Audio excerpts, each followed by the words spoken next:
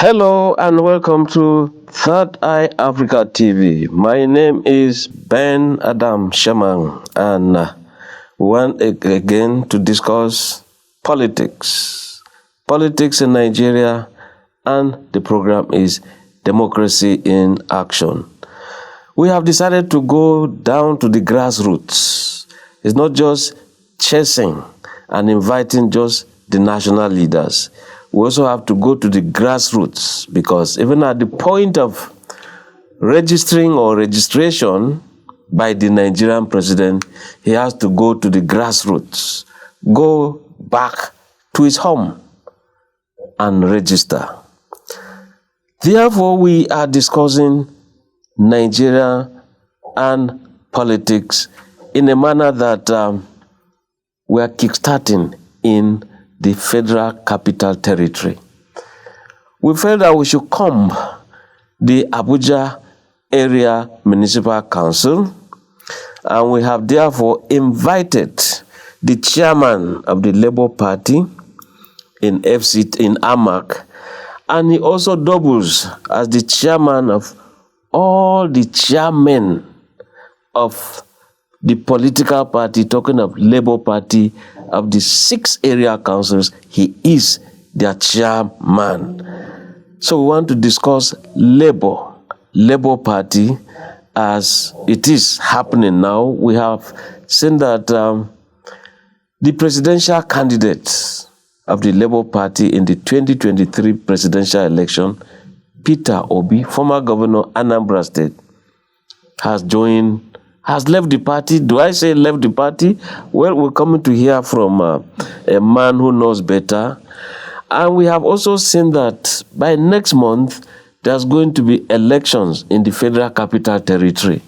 Now, Labour Party appears to be having some issues with the Independent National Electoral Commission. Is it true? There are claims and counterclaims there. What is the true situation? We have decided to invite Mr. Ifeanyi Uzochukwu. He's chairman of Labour Party in Amac Area Council. Sir, you're welcome to Third Eye Africa TV. Thank you for having me. Glad to be here. Thank you. How is it like today? Labour Party ready to serve Nigerians? Always ready. Always ready. That is what every political party is supposed to do. The major purpose of political party is to field candidates that will represent the political party first in any election, and when they win the election, they do not serve only the political party now, they serve the domain where they represent. So Labour Party is well ready and always ready to serve. Okay.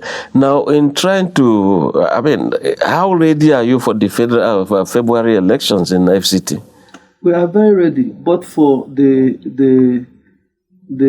politics the INEC is playing, we are very ready, and we will not wait until that minute for the INEC to do what they ought to have done many months ago. We are ready, and by the time the election comes, you will know how ready Labour Party is, especially as it regards FCT. Well, and in particular Amac. Okay, now let us look at what Labour Party is actually doing already in terms of campaigns. It's like we are not seeing posters, we are not seeing anything, and that's why we are inviting people at the grassroots like you to come and tell the electorate, what is it you are doing that they should know. Of course, before now, it's not a news that INEC has denied our party the upload of our candidates for the upcoming area council election, which is just by the corner next month, February 2026. Thinking that we're dealing with people who were sincere, we followed them up for a long time, up to the point that it became something very worrisome. We obtained court order for the INEC to upload our candidates, which they refused to upload. A contempt of court judgment was given. They refused to receive that until it was published in the national dailies. And finally, we went on protest. Of course, we had thought that following protocol, getting our candidates uploaded before our campaign is the right channel to go. But in Nigeria, where it's a normal mantra that politics is a dirty game or is a game, we will not wait for them at their game, because we are very, very optimistic, just like what happened in Lagos State, that our party may be uploaded few days to the area council election. We are doing a grassroots engagement. By the time, in no time, we will, even if we have 2 weeks to our campaign, Labour Party is going to bring the best campaign that any other political party has presented within this period of preparation for the area council election in FCT. We are keeping it up our sleeves. It's not, but once it is out, everyone will know that there is something different between Labour Party and other political parties. Mind you, the government in power is not at rest to see that other political parties don't come up to give them the match in terms of contest. In the last election, of the total votes that were garnered, the 2023 election, the Senate, let me start with the House of Reps, scored 72% of the total votes that were garnered in that election. So the other remaining political parties scored in total, when you bring all of them together, 28% of the votes. For the Senate got 70% of the total votes.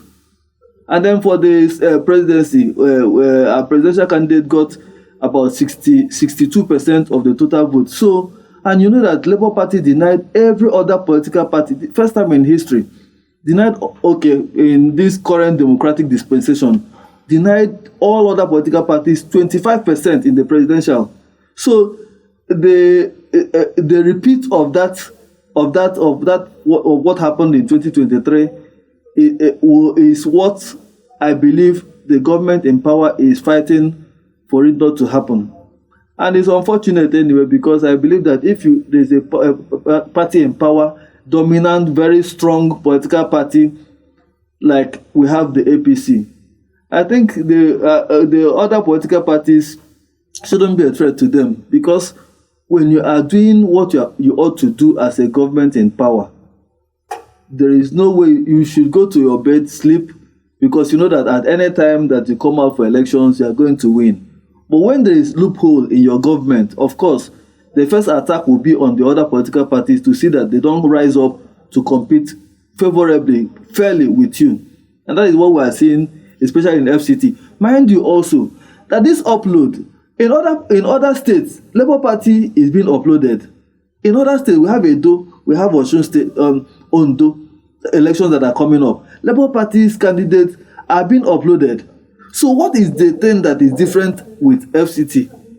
It's just to tell you that there is a game plan to kill the Labour Party in FCT. This FCT is a stronghold of Labour Party in Nigeria, and so we understand the game, and when the time comes, we will display our card. But INEC is also talking about some court judgments. And as an agency that must obey the law, there are also injunctions hindering INEC from doing some other work. And these injunctions are also coming from the same Labour Party, internal fights. There is no internal fight in Labour Party. Meanwhile, if I don't want to waste our time with going back to history about the Nenadi Usman and whatever. People is already in the news. People know how the caretaker committee came about and how they went to court, from the High Court to Court of Appeal. They all lost until the Supreme Court gave a blank judgment which could not ascertain the leadership of the party. They only said that the lower court did not have the right to pronounce the leadership of the party. And that was what the people who were fighting the party hinged on and were trying to drag the leadership. As at the last count, Julius Abure is still the national chairman of Labour Party, and he is the one that has the access to upload most of the elections that has happened in recent past, and even the ones that are coming up, the one in Edo State, the one in Ondo State. So why is that of FCT different? And then when you talk about the court judgment, if they are law abiding, I think there was a court judgment in November, for them to giving them ultimatum, the directive to upload our candidates. They refused, expected this in order for them to upload their candidates. They did not do that. A contempt of court was filed and then was given against the current chairman of INEC. They refused to obey that. So what do they need to be selective in the judgments that they are going to pick? Of course, that is what is happening in Nigeria. When a court judgment favors the people in power, they give thumbs up. But if it is not in their favor, they will give themselves time to understudy the judgment, whether or not they will accept it. So that is what is playing out in FCT, nothing more, nothing less. But the Supreme Court, as you said, passed a judgment, and it is final in its finality. Mm-hmm. You can only appeal to God. Of course. The Nigerian prayer, God today. Of course. Good. Now, that judgment, they are also saying that Julius Abure was the chairman as at that time, and that his tenure had ceased and ended. It ended according to law. So what's your... Okay, let me, because, it is the misinterpretation of the Supreme Court judgment. Even if you look at the CTC report, you wouldn't see where it said that Julius Abure's tenure had expired. Now, let us go back. Julius Abure's tenure was supposed to expire in June. Of which year? Of 2024. So is he still the chairman? No, I'm coming. 2024. In December of 2023, letter was written to INEC informing them that there is going to be a national convention in March. That is 3 months before the expiration of his tenure. Every processes, in fact, those documents that helped to give Labour Party under Julius Abure win in both the High Court and the Appeal Court. Now, in the Supreme Court, what the court said that for somebody's tenure to have expired, the person is supposed to, whoever it is, it did not state that his tenure has expired. Remember, in fact, what happened there was that what the court judgment was that it's an internal party affair, that it has nothing to do with the court. And so both the Court of Appeal and the High Court did not have the jurisdiction to pronounce Julius Abure the national chairman of Labour Party. Now, after the judgment, one of the justices who sat in that judgment said that was, maybe we can say off record, because it was not in the CTC report. That's certified true copy of the judgment. That if somebody's tenure has expired, why should the person waste people's time? You understand? It was just because, of course, he may be saying it out of emotion or whatever. The person should honorably step aside for the normal things to be done, because that is what is supposed to be. But of course, all those protocols were observed before the National Convention in March, prior to June, when his tenure was supposed to expire. But of course, you know that all these things are subject to politics of the government in power today, because Even PDP left. PDP is struggling. Many other political parties are struggling. Well, if somebody's house is bad, you can't rationalize it by saying because that house is bad, mine should be bad too. What I'm I'll say, saying, okay, what I'm Mr. saying Ifeanyi is that- Uzochukwu, let me yes, ask you this: yes. Who is the current chairman National chairman of of national Labour chairman? Party remains Barrister Dr. Julius Abure. As long as he is, there has not been any court, as we speak now, there has not been any court, even up to Supreme Court, that has sacked the leadership of Julius Abure. He remains the national chairman. And no court in Nigeria has discredited that national convention, because every process that was required for that national convention to hold was followed to the latter. And by the way, if he is not the national chairman of Labour Party, why is he still being the one who is given the permission to upload the candidates in several elections that we've had, by-elections and the upcoming elections in Edo State and Ondo State? So, don't you think INEC must have seen that he is overstaying, he's overdoing it, and all that stuff? Time has come. Like they said, it's like a stage for a drama. You play your role and go, which means he ought to have gone. Why should he go when he was? Of course, you know that Julius Abure, the first term, he was completing the tenure of the former chairman Abdusalami A.A. Salam, who died in office. And by happenstance, Julius Abure, who was the then general secretary of Labour Party, emerged as the national chairman of Labour Party. And so there was that the tenure of A.A. Salam was to expire when I told you June of 2024, and it was like just what happened to Jonathan. So that tenure was to expire, and all the processes that was required for that national convention to go through was followed. The argument is that people were saying that the reason why they will not accept the national convention was that congresses were supposed to take place at the grassroots up to the national. That is, it was supposed to be World Congress, Area Council Congress, state congresses before you go to the national.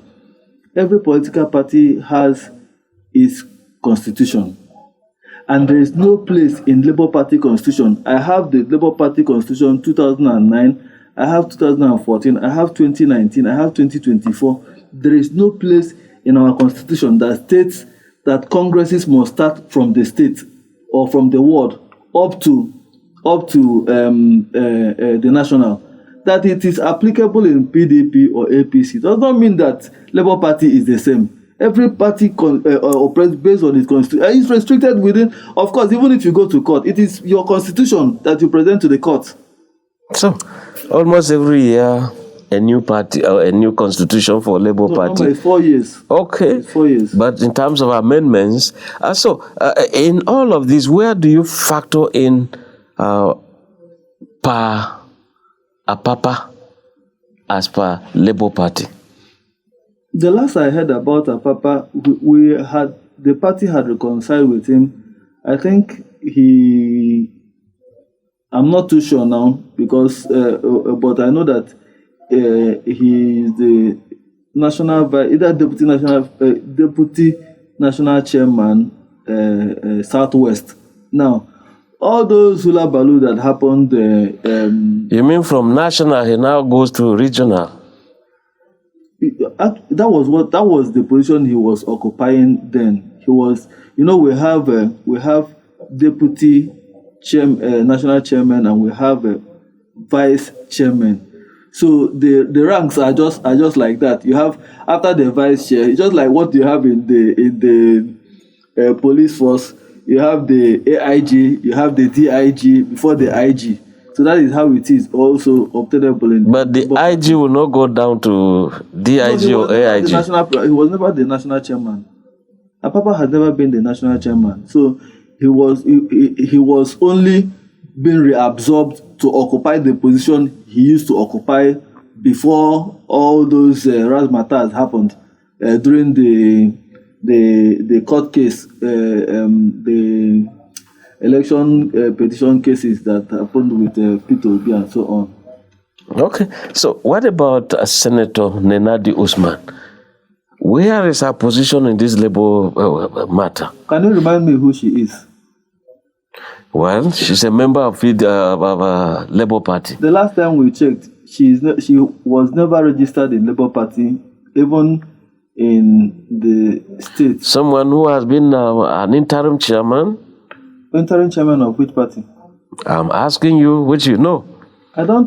She is not known anywhere in Labour Party, because number one is that you can fact check Nenadi Usman, or whatever her name may be.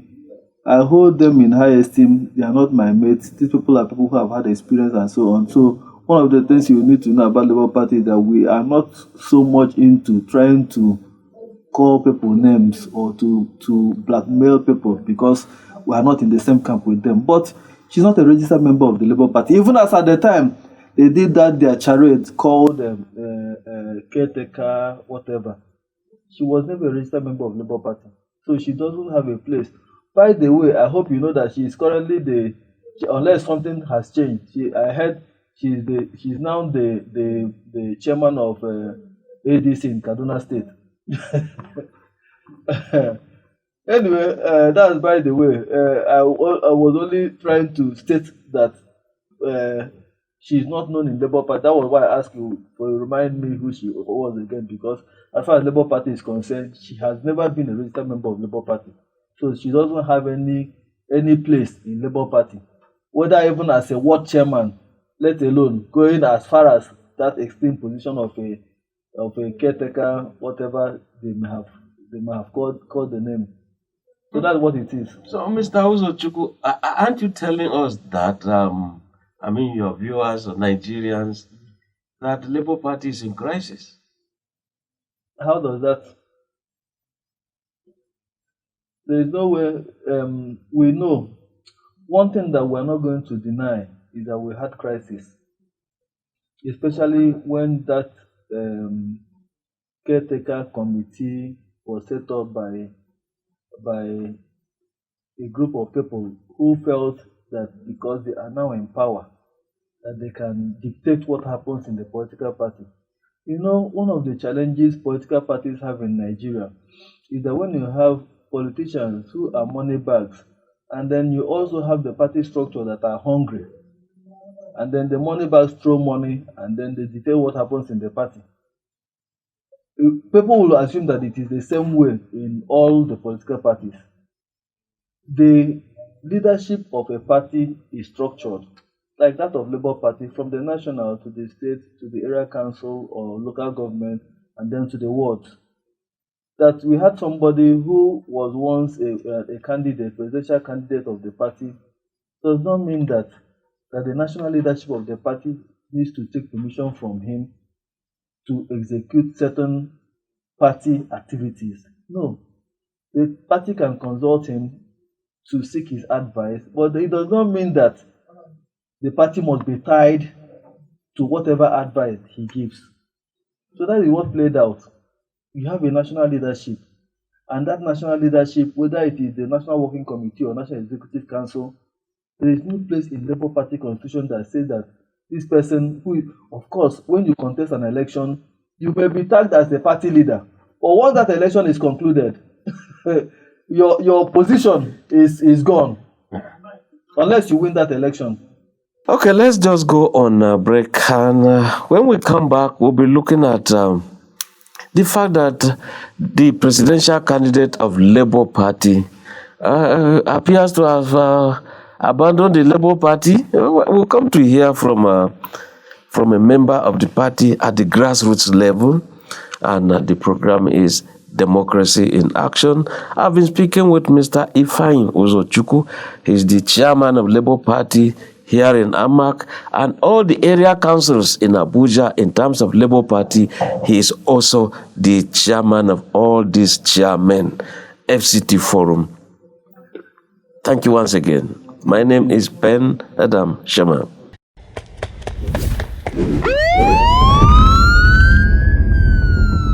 Each week, one program. The most gripping crimes, the stories you won't forget. Crimes of the week on Third Eye Africa TV. We give you stories as it was reported. Stories from the Nigerian police, NDLEA, NAPTIP, the EFCC, NAFDAC, and the ICPC. My name is Margaret Adewale. Watch Crimes of the Week only on Third Eye Africa TV every Sunday, 1 p.m. to 2 p.m. on Star Times Channel 146. Join us. Welcome back. Now, let's look at Labour Party this way. Usually, when you have the herd, you must have the herder.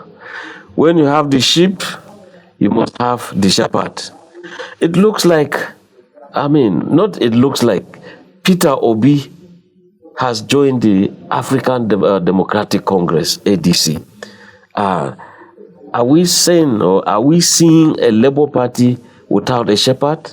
What's the situation?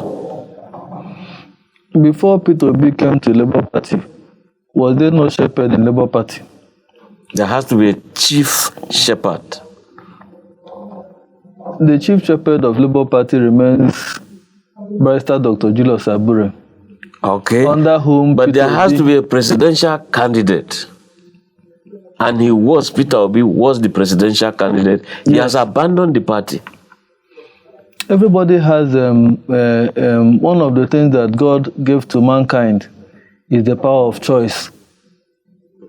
So, the moment that choice becomes elusive to an individual, perhaps that person ceases to be a human. So, he is a human being, and he has the power to make his own choice of political party. Remember, he was once in PDP. From PDP, he joined ABGA. From ABGA, he came back to PDP.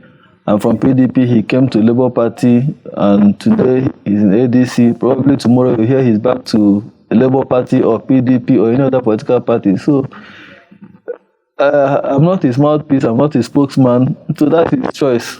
But if you look at when we started this program, the kind of the number of votes Labour Party got, and when he was also the presidential candidate, you also brought the statistics. Yeah. Now he's gone, and you are saying it does not worry Labour Party? No, we remember that it's painful to say that the crisis that Labour Party recorded in the past 2 years, that Peter Obi, His Excellency, with due respect to him, was part of the orchestrators of those crises. See, no matter how people want to condemn the Labour Party, you don't come into a political party and you have barely spent a year or 2 years, no matter how popular you are, to dislodge the leadership that gave you, that welcomed you, that gave you a platform when you needed one desperately. You don't come, you have to stay for some time in the party, also deploy resources to build the party. It is your level of stakeholding. Your level of stakeholding in the political party is not how much noise people make to support you, but how much you invest in that party to build that party. So, of course, we cannot say he has a lot of followers. Many of them have been deceived because initially when they did this, their CTC caretaker committee charade, some people thought that he was going to Zenith Labour Party because in Abia State, under Alex Oti, who is a Labour Party governor, local government elections were conducted and almost all the seats were won by Zenith Labour Party, while the deputies of those chairmen were from Labour Party. So people thought, based on the fact that he combined with Alex Oti to organize their caretaker committee, that he may be switching to the Zenith Labour Party. Some of his followers went to Zenith Labour Party. And no sooner than that, You saw that of the Nenadi, who went with El Rufai for El Rufai's registration into SDP. Some of his followers also thought that probably there is a new direction. They went to SDP. He did not join the SDP. Finally, it was as if the direction was tilted towards ADC. Some people went. Of course, you know that there will always be political movement. People want to strategically hold some positions in different political parties so that whoever may be the big masquerade, once he comes in, they're already seated waiting for the person. Of course, it took some time before he finally took the decision. So in each of those his movements, some of his followers were dropping along the way. So that he has left today, there are people who may still be suspicious of the fact that ADC, he has already entered ADC. And so they are not in a hurry to move with him. So if they do move, does that not shake a Labour Party? I would like Nigerians to begin to look at individuals who are contesting elections and not people who endorse the individuals. Why do I say this? If you look at the 2023 election, Obi's factor played a major role. We cannot take that out. He played a major role in the wins we had in the election. But no sooner than these people won the elections, did they remain in Labour Party, even when Peter Obi had not left? It showed you that they were fair weather fellows. When they came in, some of them began to decamp to other political parties, citing crisis in the Labour Party and so on. Many of them went out too early because they were trying to. They wanted. Some of them sought for platform, maybe in APC or PDP. But with Peter Obi's factor, many of them switched quickly into Labour Party, got the ticket, won the election, and they returned back to the parties that they formerly belonged to. So I think more than the fact that Peter Obi's endorsement of any candidate may help the person to garner votes, let us begin to probe at the individual candidates who are coming out for elections. Because by and large, Peter Obi is not the one that is going to handle that seat or run that seat. It is that individual. So that is just what I want to say. That's all I can say. So that Peter Obi, he can move to any, and those who have the strength can continue to move with him. I have been in Labour Party since 2017. So this year will make it about 8 years of my being in Labour Party. I did not join Labour Party because of Peter Obi. And so I'm not in that frenzy of jumping from one, following somebody. I need to also build my own political career. Let people know me for who I am. And then if I come out tomorrow that I want to contest for an election, let people look at my track record and then vote for me, not because I'm being endorsed by one big masquerade or the other. That's just all I can say. Yes, so a final one. It's always been observed that many voters tend to return to their states of origin to go register. And when elections come, they vacate, go home. At the point, some people say in FCT here, it's mostly natives that are left to do the voting. So to what extent is Labour Party and even other political parties also bringing some kind of awareness that people should vote where they belong? You in FCT, imagine the day of election, the teeming population in Abuja, they just disappear. That thing thrived more when people were doing double registration. You see somebody registered in Abuja here, the person also registered in the state. So that if there is something like this area council election, the person will vote in Abuja. When there is a state election or federal election, some of them will move in droves to their state. But when INEC was able to begin to mop up their register and so on, and then this double registration fines or punishment were attached to it, people reduced that. And I can tell you that the number of votes we got in the 2023 election will tell you that there are many voters in their millions in FCT. There are many voters in FCT. And it is not that easy. Maybe in the north, it may be easier for people to move in droves to some certain states.